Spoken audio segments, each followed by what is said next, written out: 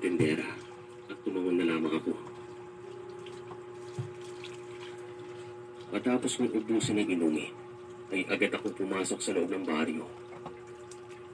Meron naman akong mga nadadaan ng mga bahay at malalaki pa ang mga ito.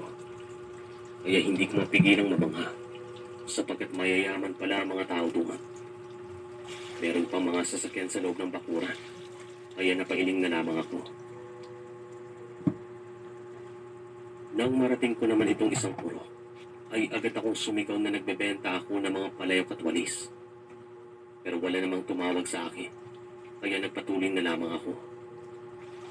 At nang marating ko naman itong balete na sinasabi sa akin ng tindera, ay agad akong napahinto. Nang mapasulit naman ako sa di kalayuan, ay meron akong nakitang isang bahay na nasa gilid ng naman ng daan. Naisipan kong puntahan ito kasi baka sakaling bibili ang mga nakatira doon. Wala namang masama kung susubukan. Isa pa maaga pa naman sa mga sandaling ito at hindi ako nag-isip ng masamang bagay. Malayo pa lang ako sa bahay na iyon ay sumisigaw na ako na nagbebenta ako ng mga palayok at walis.